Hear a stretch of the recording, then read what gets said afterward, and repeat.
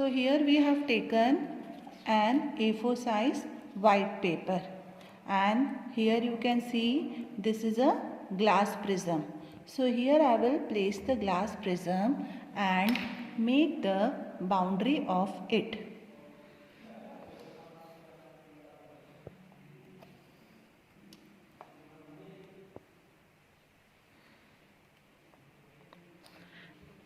Then we will remove the glass prism, and then here we will give the name A, B and C. So the boundary is drawn. Now these are the three faces of the glass prism. Now here we will, at any one face, we will take any one point. And then at this point we will mark 90 degrees. We will take a protractor and mark 90 degrees with the help of protractor and angle, and we will give it the name N. Now with the help of scale we will join both the points.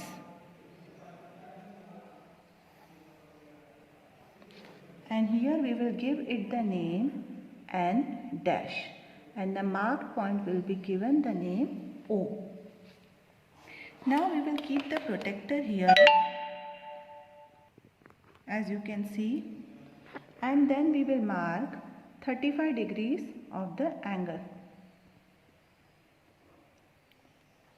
and then we will join both the points using a scale. This we will give the name E. So EO is the incident ray. This ray EO is the incident ray, and angle EON. Angle EON is the angle of incidence.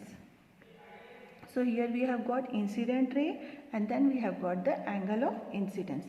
Now again we will place the glass prism on this triangle. Now I will put the pins on the angle of incidence.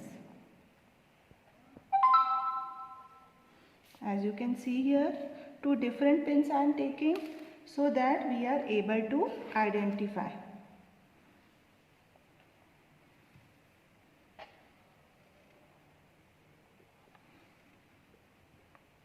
Now these two pins, one yellow colored pin, one I have taken one white colored pin. Now with the help of glass prism, we will try to locate these pins on the other side of the prism. Now when we observe from the another side of the prism, here you can see both the pins are visible. The white pin is also visible and the yellow pin is also visible. So looking at these two, we will make the two dots as the pin's reflection can be seen. So according wise, I will make the dots here of first pin and second pin. Then I will remove the prism, and then now I will make the lines related to it. We will join both the points. As you can see, the two pins align themselves together and a single image is formed. We can see both the pins, but they are in the same line, as you can see here. Now by looking at these pins, we have to fix the pin so that they are aligned in a same line. So here I will fix the third pin. As you can see here, the third pin I have fixed here in the same line in which I can see the two pins. Now I will take another pin, and that also I will fix it here so that they form a single image. As you can see, The third pin is also fixed.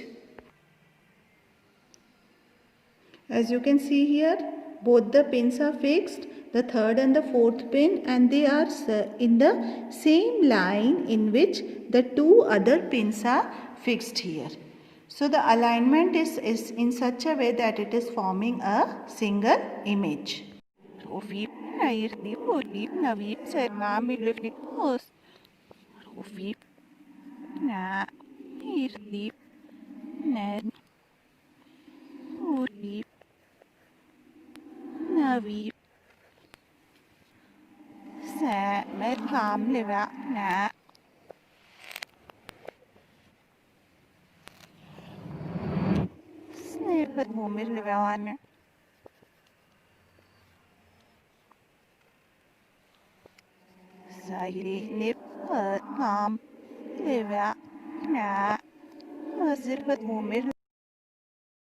Now I will keep the scale here and join both the lines.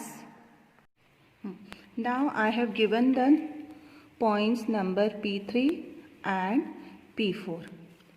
Now here on the adjacent lines I will keep the protector and mark the normal angle 90 degrees. Then using a scale we will draw a straight line, adjacent line to the line AC. Now we will give the name here P and Q. Now we will join the lines O and Q. As you can see here, the line is bending. So the reason for bending is when the light passes from the rarer medium to the denser medium, there is bending of light. So from O to Q, the line is bending. Now we will extend the line Q. And we will extend the line N dash. So as you can see, again when the light passes from denser to rarer medium, again there is deviation of the light. So we have angle of incidence, that is EON. So this angle is called as angle of incidence. Now after removing the pins, I have given it the name P3 and P4. Now we will take the protector and keep it on the adjacent lines of AB. As you can see here,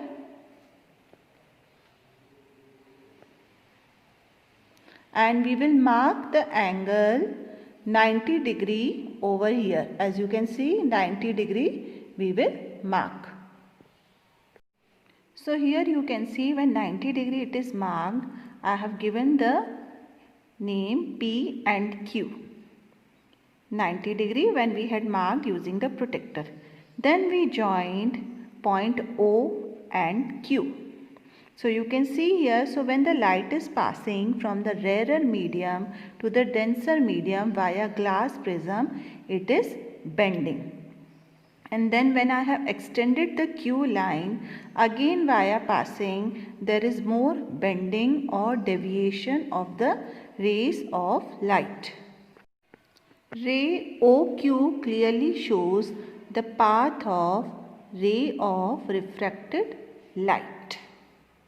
So now you can understand that when the ray EO, when passes from the air through a glass prism, it is bending, and when again it emerges out, again it shows the deviation.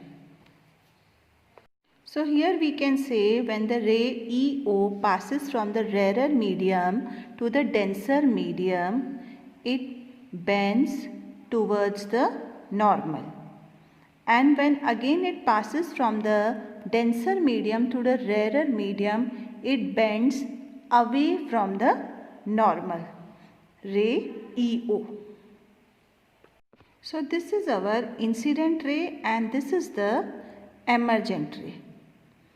and the angle produced between the incident ray and emergent ray is called as angle of deviation. Angle of deviation is given by a Greek letter called delta. So this was our experiment to trace the path of ray of refracted light through a glass prism. Thank you.